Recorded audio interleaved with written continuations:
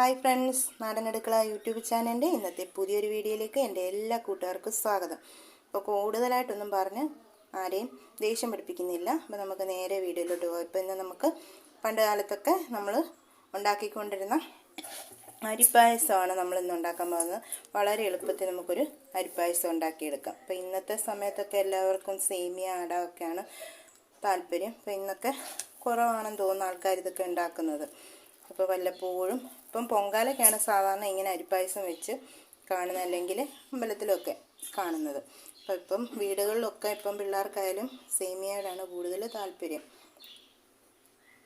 അപ്പം നമുക്ക് ആവശ്യമുള്ള സാധനങ്ങൾ, ഇത് പച്ചരിയാണ്, ഇതൊരു നാഴിയൂരി അരിയുണ്ട്, അതേപോലെ തന്നെ ഞാനിവിടെ ശർക്കര എല്ലാം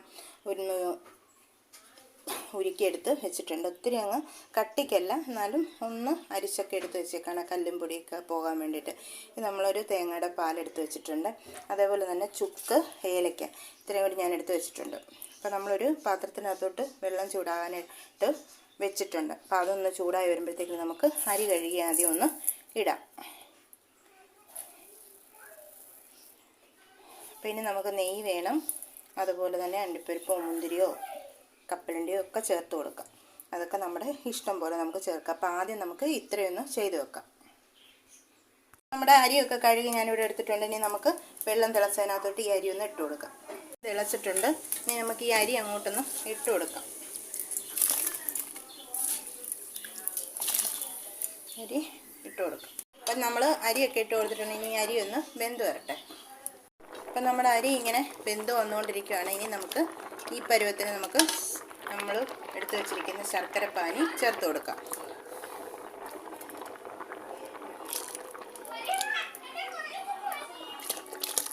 അങ്ങനെ നമ്മൾ ശർക്കരപ്പാനി ചേർത്ത് കൊടുത്തിട്ടുണ്ട്.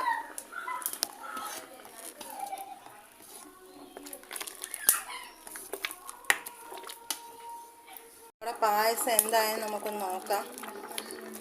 അപ്പോൾ ഇത് വെള്ള ശർക്കര ആയതുകൊണ്ടാണ് കളറ് തോന്നാത്തത്, പക്ഷെ നല്ല മധുരമുണ്ട്. തേങ്ങാപ്പാൽ ഒഴിക്കാൻ സമയമായില്ല. അപ്പോൾ ഇനി നമുക്ക് നമ്മൾ എടുത്തു വച്ചിരിക്കുന്ന ചുക്ക്, അതുപോലെ തന്നെ ഏലക്ക, ഇത് ചേർത്ത് കൊടുക്കാം. ചേർത്ത് കൊടുത്തു. ഇനി നമുക്ക് തേങ്ങാപ്പാൽ ചേർത്ത് കൊടുക്കാം.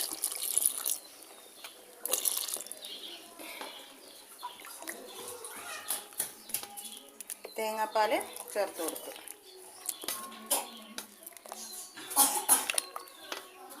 തേങ്ങാപ്പാൽ ചേർത്തതിന് ശേഷം ഒരുപാട് നേരിട്ട് തിളപ്പിക്കാൻ പാടില്ല. ഇനി നമുക്കിത് ഇറക്കി വെക്കാം. പാൽ ചേർത്തതിന് ശേഷം നമ്മളിതൊന്ന് ഇറക്കി വെച്ചിട്ട് ഒരു നുള്ള് പൊടിയുപ്പ് ചേർത്ത് കൊടുത്തു. ഇനി നമുക്ക് ഇതിനകത്ത് ചേർത്ത് കൊടുക്കാനുള്ളത്, ഞാനിവിടെ അണ്ടിപ്പരിപ്പും മുന്തിരിയെല്ലാം എടുത്തേക്കുന്ന കപ്പലണ്ടി തേങ്ങാക്കൊത്തുമാണ് നമ്മളിതിന് വറുത്ത് ചേർക്കാൻ പോകുന്നത്. അപ്പം നമ്മൾ കപ്പലണ്ടി ഇതുപോലെ തോലൊക്കെ കളഞ്ഞിട്ട് ഇതേപോലെ വെച്ചിട്ടുണ്ട്. അതുപോലെ തേങ്ങാക്കൊത്ത്, നെയ്യൊക്കെ ഇങ്ങനെ ചൂടായി വന്നിട്ടുണ്ടെങ്കിൽ നമുക്ക് കപ്പലണ്ടിയും തേങ്ങാക്കൊത്തും കൂടി ഇട്ട് കൊടുത്തു. റെഡിയായിരിക്കുന്ന അരിപ്പായസത്തിലേക്ക് നമ്മൾ നെയ്യിൽ വറുത്തെടുത്ത അണ്ടിപ്പരിപ്പല്ല, കപ്പലണ്ടിയും തേങ്ങാക്കൊത്തും കൂടി നമ്മൾ ചേർത്ത് കൊടുത്തു. അപ്പോൾ ഇന്നത്തെ ഈ വീഡിയോ നിങ്ങൾക്ക് ഇഷ്ടമായെങ്കിൽ തീർച്ചയായിട്ടും ചാനൽ ലൈക്ക് ചെയ്യുക, ഷെയർ ചെയ്യുക, കമൻറ്റ് ചെയ്യുക, അതേപോലെ തന്നെ സപ്പോർട്ട് ചെയ്യുക, സബ്സ്ക്രൈബ് ചെയ്യുക.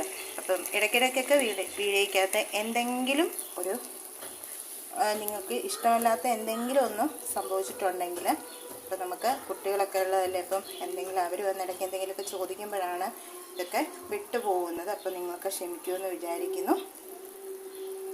അപ്പം നാളെ ഇതേപോലെയുള്ളൊരു വീഡിയോ വേണ്ടി നമുക്ക് നാളെ കാണാം.